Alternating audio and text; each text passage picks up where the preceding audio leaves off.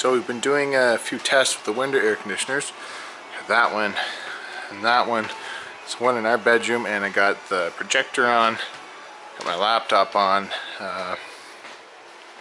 and all the stuff in here runs off of the reliable electric 8,000 watt, and then I also have my magnesign inverter running the rest of the house, which actually isn't that much, as you can see.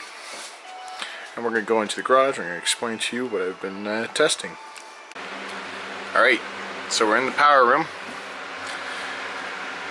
The 8,000 watt reliable, this one's running those ACs and everything I showed you in the living room, and then we got the magnesign running everything else. Now the reason why I have two inverters running separate things is this is running the bulk surge loads. This also runs my massive central vac.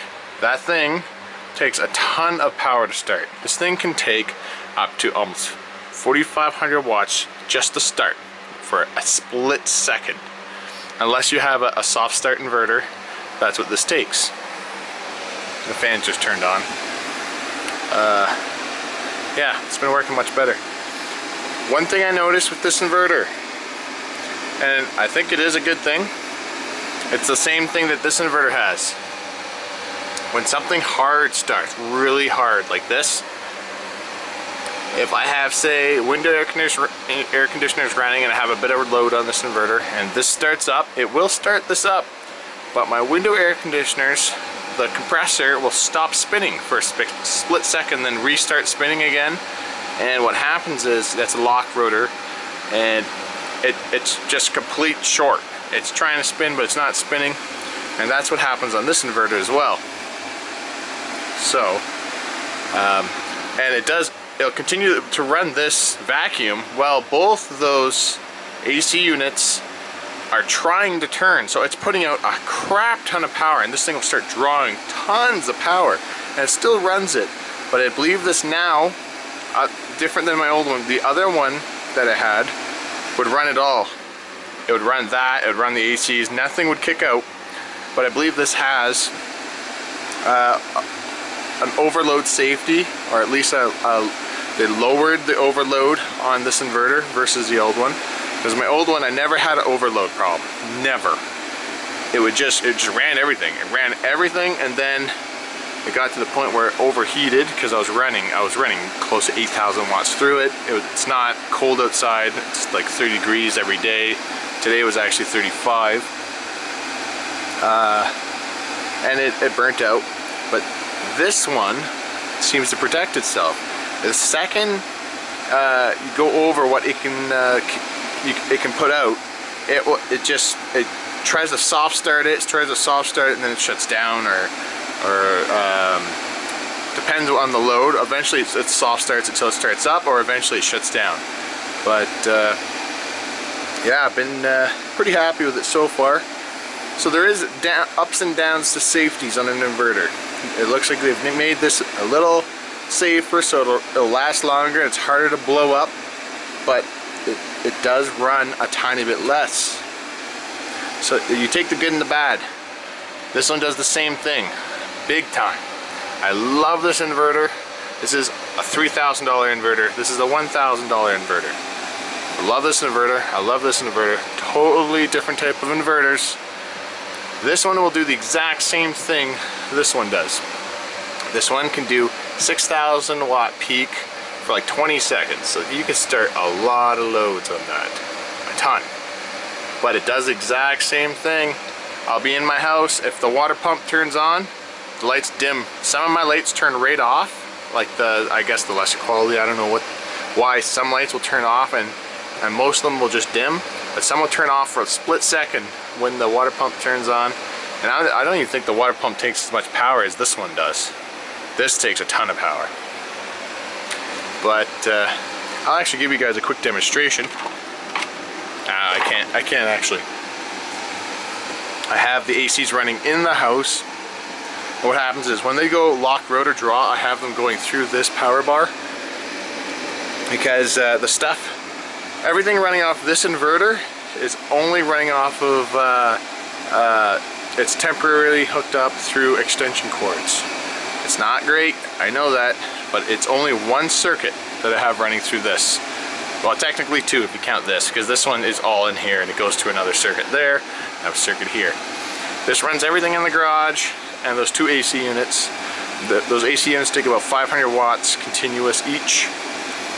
And that takes about 1900 continuous. So we have this one on this power bar and it just barely runs in that power bar. Anything else and it pops that breaker on the side.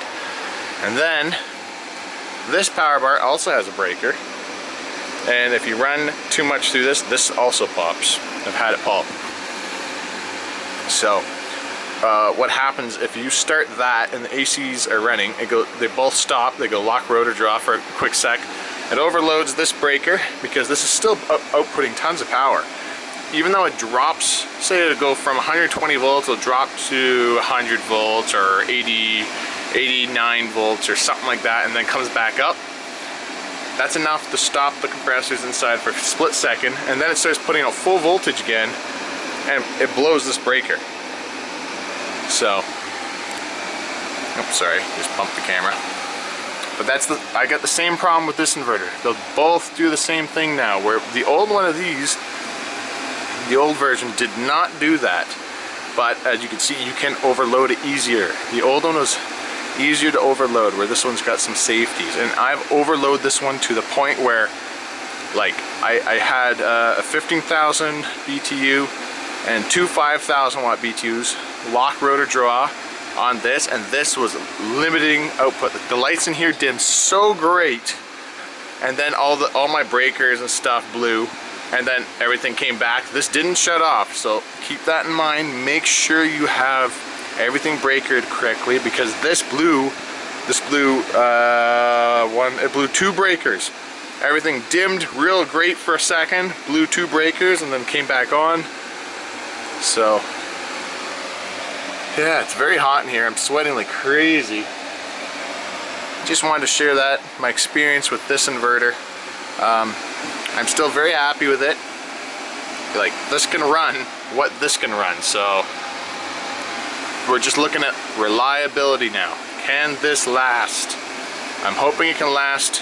We're gonna do some tests. Like, it's running. These are some hot conditions.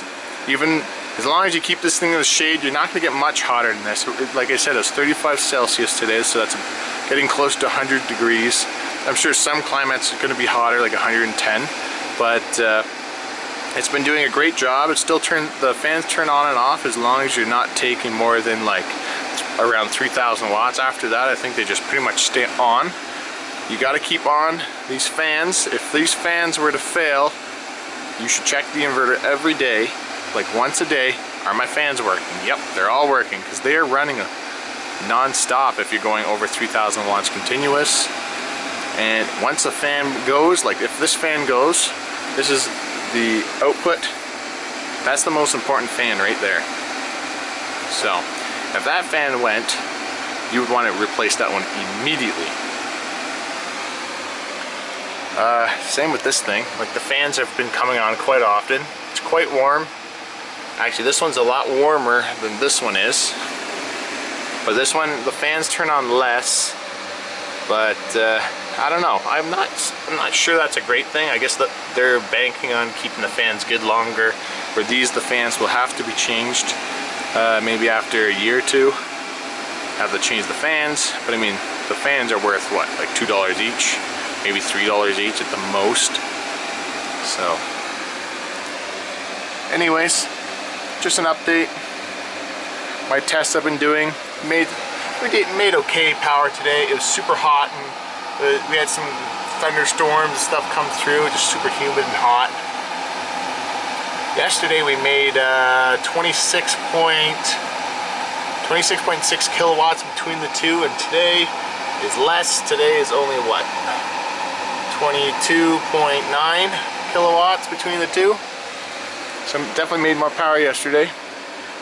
Been running the AC non-stop through the night into the next day, all off this system. And it's been brutal because I've had my family here a lot, and I have a big family. Everybody's been over, and we've just been cooking and destroying the system. The AC's been running so hard because so many people in the house. Yep, just giving you an update on this 8,000 watt inverter. And I got the other one down here fixed, running great, and hopefully I can get this one working. That'd be fantastic. This is the older style. This is the one that, let's see, is this the one? No, this isn't the one. This is the older style, but I put a new input board with the new input style on it. So this one should be safer now, as well as the one on the wall. They're both going to be have the safer style. Won't output like as much as a quick surge. Continuous, it might output the same, but as the surge goes, I believe they have put a safety into it. At least what I've found. Acts completely different. Thanks for watching.